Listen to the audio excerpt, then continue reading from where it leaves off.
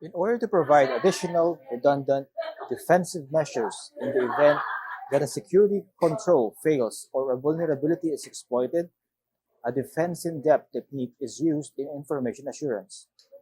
It takes its name from a military tactic that aims to slow down an attack rather than repel it with a single effective line of defense.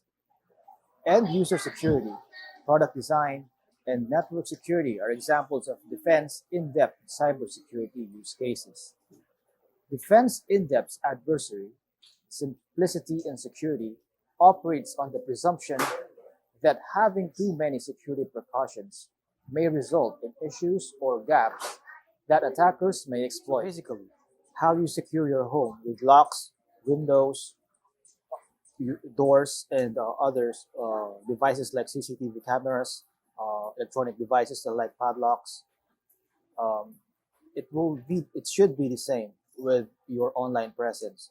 So you should know how to secure yourself using your unique passwords, um, two-factor authentication, and other security tools that I will be discussing later in my of defense will be your passwords.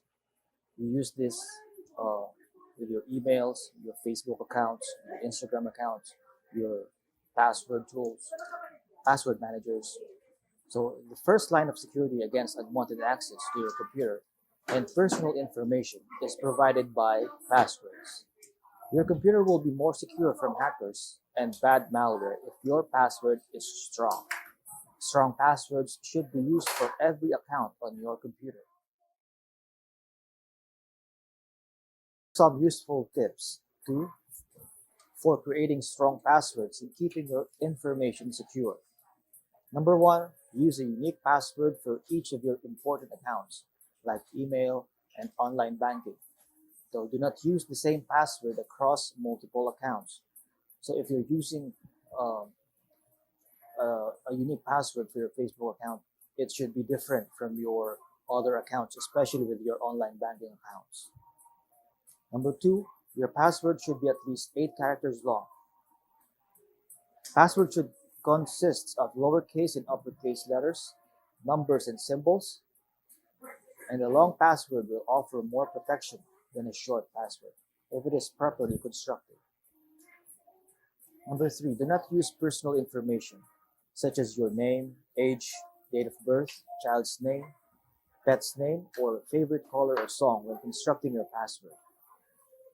Number four, avoid consecutive keyboard combinations like QWERTY, ASDFFG, uh, admin.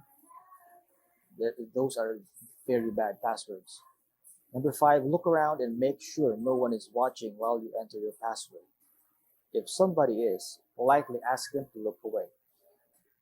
Number six, always log off or sign out if you leave your device for the day. It just takes a few seconds to do and it'll help ensure that no one uses your system for malicious purposes. Number seven, avoid entering passwords on computers you don't control. They may have malicious software installed to purposely steal your password. Number eight, avoid entering passwords when connected to unsecured Wi-Fi connections, like an airport or a coffee shop. Hackers can intercept your passwords and data over unsecured connections. Number nine, which is very easy, never tell your password to anyone. Number 10, change your passwords regularly and avoid using the same passwords over and over again. Number 11, never write down your passwords on a sticky note and hide underneath your workstation or telephone. Somebody will find it. And lastly, always select never when your internet browser asks for your permission to remember your passwords. Basically, our passwords, our security is our responsibility. So it's how we keep our information secure. That's the most um, important responsibility that you can do to uh, to stay safe online. So I hope these guidelines will help you avoid most of the pitfalls you may encounter along the way.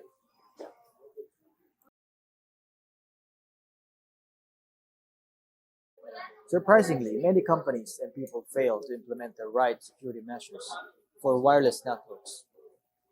So these following methods can help secure your wireless networks.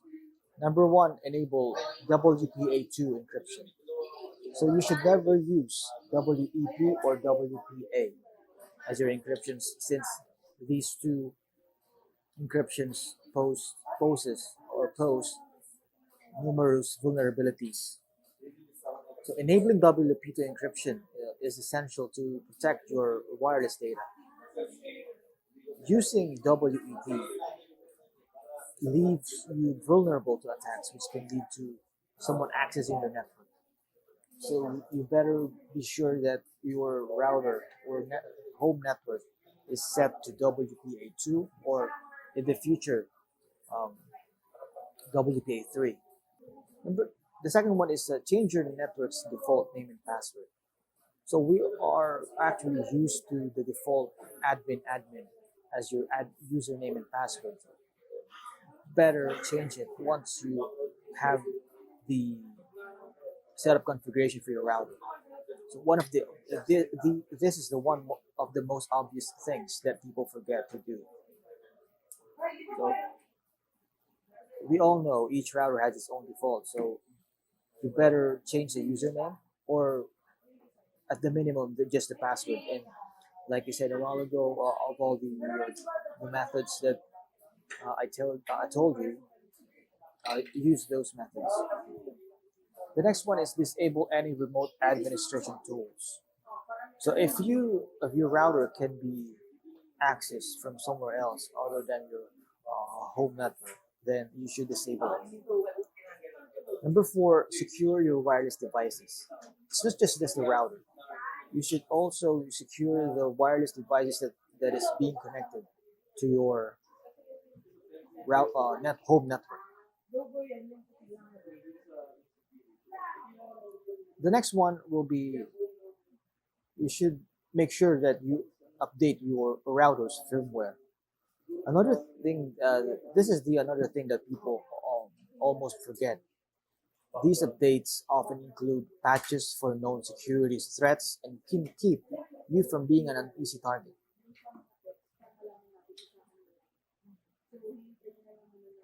The next one can be you can disable the SSID broadcasting. This is a simple security measure that you can take. While it might seem like a good idea to leave this on, you don't want people to see your network when they are passing by your house. So this will only draw them closer. Next one, use a firewall. Enabling the firewall on your router is another simple but essential security measure. A firewall is a software that blocks unauthorized access to and from your network.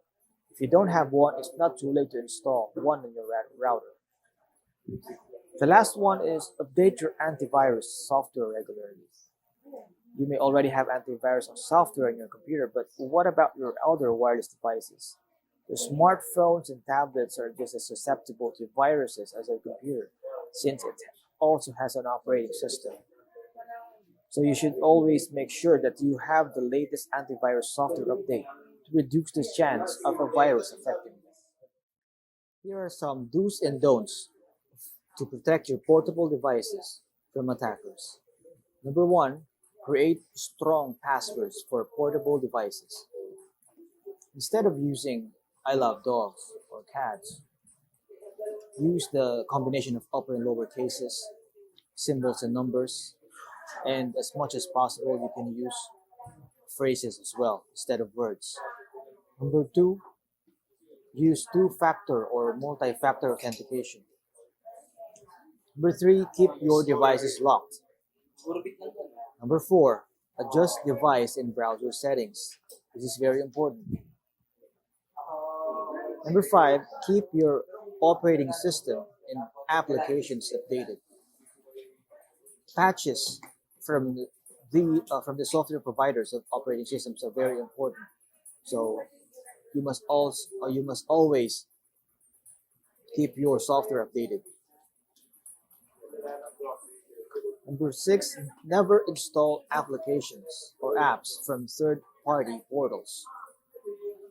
Always check if you're downloading from the correct website. You can check that by looking at the URL address. If it's just HTTP, then you should think about it first before downloading the software. Next one, never use open Wi-Fi networks. If the Wi-Fi or the public Wi-Fi doesn't have an encrypted password or doesn't ask you for a password, then never connect to those Wi-Fi networks. Next that we will discuss is the security for your portable devices. Private and sensitive information is stored on portable devices. Information that must be protected in order to ensure the security and safety of organizations, customers, and employees. To maintain security procedures and decrease the attack surface, it is crucial to secure all devices, including private and business laptops and mobile phones, in addition to the usual security precautions.